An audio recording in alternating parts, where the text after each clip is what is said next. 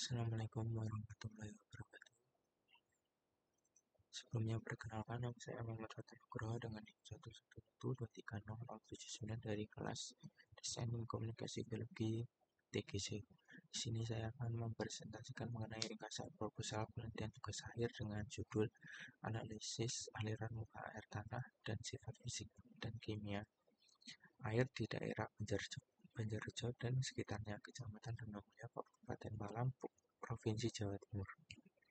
Untuk yang pertama, untuk outline-nya yang pertama adalah latar belakang, 2 rumusan masalah, 3 tujuan, 4 objek penelitian, 5 hipotesa, 6 metode, dan yang terakhir daftar pustaka. Untuk latar belakang, daerah Banjarjo dan sekitarnya pada daerah penelitian tersusun oleh Batu Kambing Formasi Wonosari yang berumur Miocene tengah hingga Miocene akhir, dengan terdapat 4 satuan bentuk lahan, yaitu kerucut kars, lembar kars, danau kars, dan dataran kars, di mana sistem akuifer pada kelas akan memiliki karakteristik yang berbeda dengan akuifer di batuan lain. Untuk rumusan masalahnya, yang pertama, bagaimana pola aliran muka air tanah yang berkembang pada sistem akuifer kars di daerah Banjarjo dan sekitarnya dan faktor geologi yang mengontrolnya. 2. Bagaimana karakteristik sifat fisik air pada berbagai sumber air yang berkembang. 3. Bagaimana karakteristik sifat kimia air dan tipe hidrogeokimia yang berkembang pada sistem akuifer kars pada formasi Wonosari. Yang keempat, bagaimana proses geokimia yang terjadi selama interaksi antara air meteorik dengan Batu Kambing Formasi Wonosari dan pengaruhnya terhadap kualitas air. Yang kelima, bagaimana model konseptual sistem aliran air tanah kars di daerah penelitian dalam konteks geologi dan morfologi kars lokal.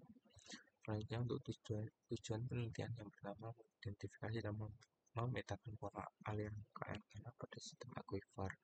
Kemudian menganalisis sifat fisik air meliputi suhu, warna, kekurangan, bau, daya katalis pada sumber air yang berkembang di dalam penelitian.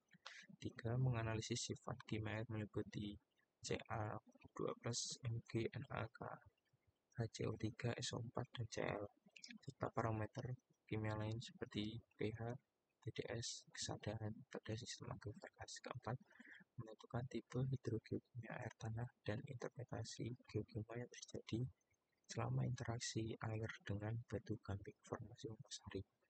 Yang kelima, interpretasikan hubungan antara kontrol geologi meliputi litologi, struktur, morfologi terhadap pola aliran dan karakteristik fisik kimia air tanah.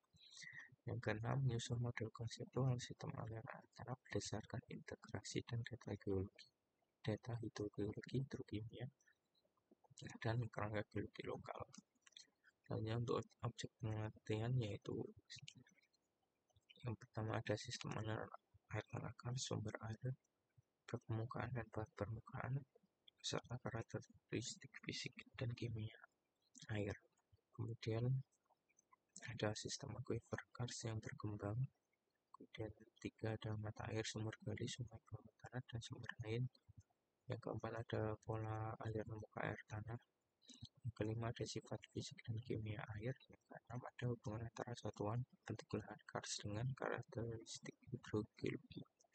Kemudian untuk hipotesanya, yang pertama, pola aliran muka air tanah dikontrol oleh sistem rekahan dan morfologi kars dengan aliran dominan mengikuti kelurusan struktural berarah barat laut hingga tenggara, mengarah menuju zona luahan di daerah kars, di daerah dataran kars dan lembah kars. Kedua, sifat kimia air tanah pada sistem akuifer didominasi oleh CaHCO3 sebagai interaksi dominan air meteorit dengan mineral kalsit batu kambing dengan nilai kesadaran dan alkalinitas yang relatif tinggi. Kemudian yang ketiga, terdapat variasi spasial karakteristik fisik dan kimia air yang berkorelasi dengan satuan bentuk lahan kars, di mana zona kerucut kars mencerminkan air dengan waktu tinggal yang lebih singkat dan kadar ion yang lebih rendah. Sedangkan zona lembah kars dan dataran kars mencerminkan air dengan kadar ion lebih tinggi akibat interaksi lebih lama dengan batu kambing. Hipotesanya ada peralaman studi pustaka.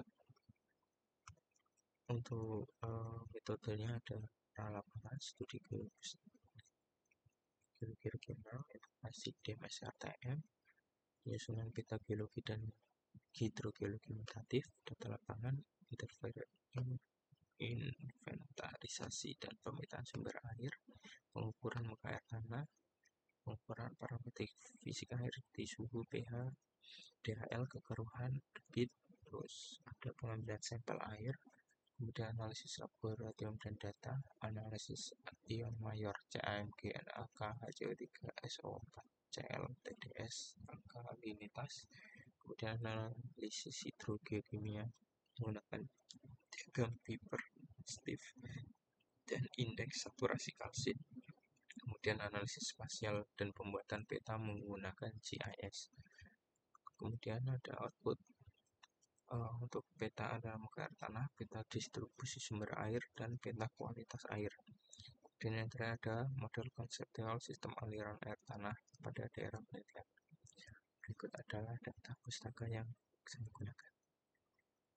Oke, sekian presentasi dari saya. Kurang lebihnya mohon maaf. Assalamualaikum warahmatullahi wabarakatuh.